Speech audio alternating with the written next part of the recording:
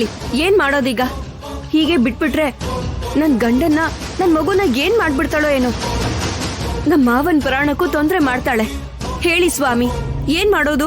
ಮಾಯಾ, ದ್ವೇಷ ತೀರ್ಸ್ಕೋಬೇಕನ್ನೋದು ತಪ್ಪಲ್ಲ.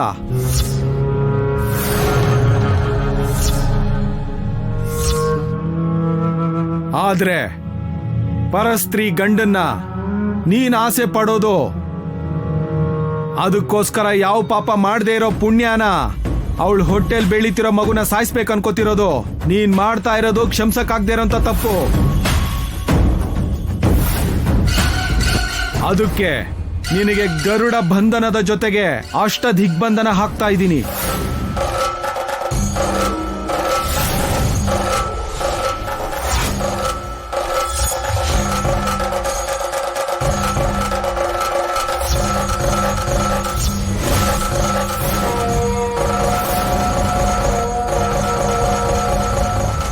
ಅಮ್ಮ ಪುಣ್ಯ, ಇವಳನ್ನ ಕೋಣೆ ಕರ್ಕೊಂಡ್ ಬಾ.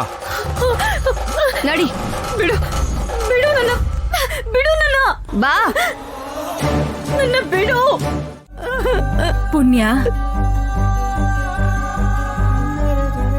ಹೆಂಗೂ ಗಂಡಂತರ ಕಳೆದಿಲ್ಲ ಅಲ್ವಾ?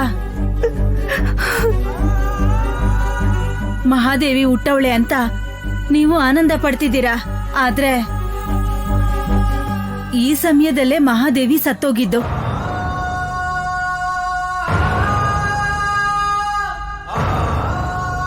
ಅದೇ ಅಂಶದಾಗೆ ಈ ಮಗು ಹುಟ್ಟೈತೆ.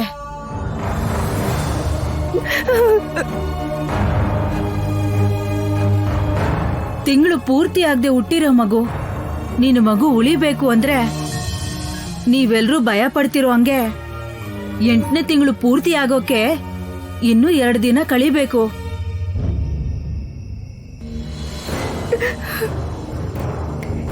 ಇವಾಗ ಏನ್ ಮಾಡ್ಬೇಕಮ್ಮ? ಗಾಂಧಾರಿ ತನ್ನ ಮಗುನ ಮಡಿಕೆಲಿಟ್ಟಂಗೆ 2 ದಿನ ನೀನು ನಿನ್ ಮಗುನ ಮಡಿಕೆಲಿಡು. ನಾಗಮ್ಮನ್ ರಕ್ಷಣೆಯಾಗೆ ಹುತ್ತದಲ್ಲಿ ಇಡೋದೇ ಒಳ್ಳೇದು.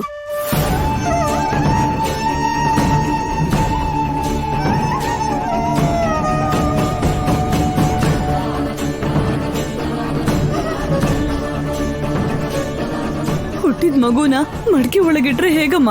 ದಾರಿ ಇಲ್ಲಮ್ಮ.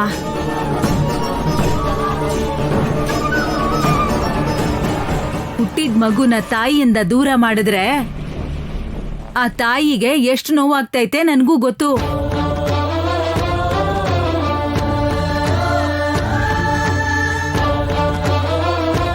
ಆದ್ರೆ ಮಹಾದೇವಿ ಹುಟ್ಟೋದು ಅಷ್ಟೇ ಮುಖ್ಯ. ತಡ ಮಾಡ್ಬೇಡಿ.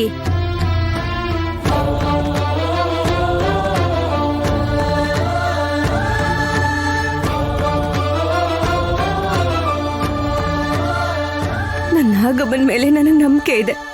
ಅನಿರುದ್ಧ್, ನೀನೆಲ್ಲ ಏರ್ಪಾಟ್ ಮಾಡ್ಕೊ. ಪುಣ್ಯ, ಅದು ಅನಿರುದ್ಧ್, ಶಾಂತಮ್ಮ ಹೇಳ್ದಾಗೆ ಮಾಡು. ಹೇಳಿ ಅಮ್ಮ, ಏನ್ ಮಾಡ್ಬೇಕು? ಬೇವು, ಬಿಲ್ವ, ಅರಳಿ ಎಲೆ ತಗೊಂಡು ಒಂದು ಮಡಕೆ ಎತ್ಕೊಂಬಾಪ. ಸರಿನಮ್ಮ.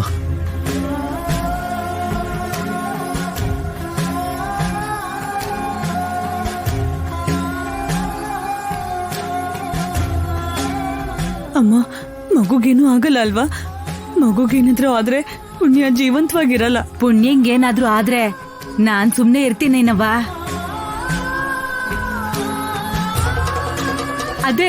ಅದೇ ನನ್ ಕೈಯಿಂದ ಒಂದ್ ಪ್ರಾಣ ಹೋದ್ರೆ ನಾನ್ ಹೆಂಗ್ ಸಹಿಸ್ಕೊಳ್ಳಿ ಹೇಳು? ಅಮ್ಮ ತಗೊಳ್ಳಿ.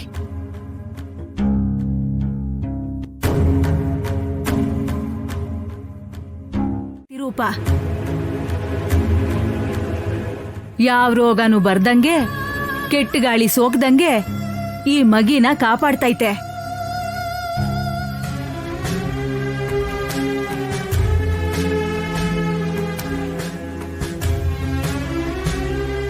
ಅರಳಿ ಎಲೆ ಶ್ರೀ ಮಹಾವಿಷ್ಣುವಿನ ಪ್ರತಿರೂಪ. ಆ ಮಗುಗೆ ತಾಯಿ ಹೊಟ್ಟಿಯಾಗೆ ಬೆಚ್ಚಗಿರೋ ಹಂಗೆ ವಾತಾವರಣ ಕೊಡ್ತೈತೆ.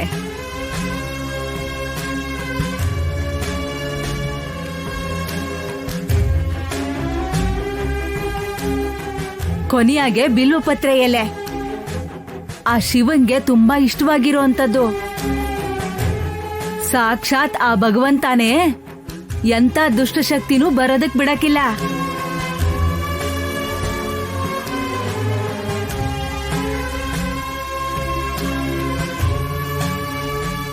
ಅವ್ವ ಪುಣ್ಯ, ಏನಪ್ಪ ಆ ಮಗುನ್ ಎತ್ಕೊಂಡು ಈ ಮಡಿಕೆಯಾಗಿ ಇಡ್ರಿ.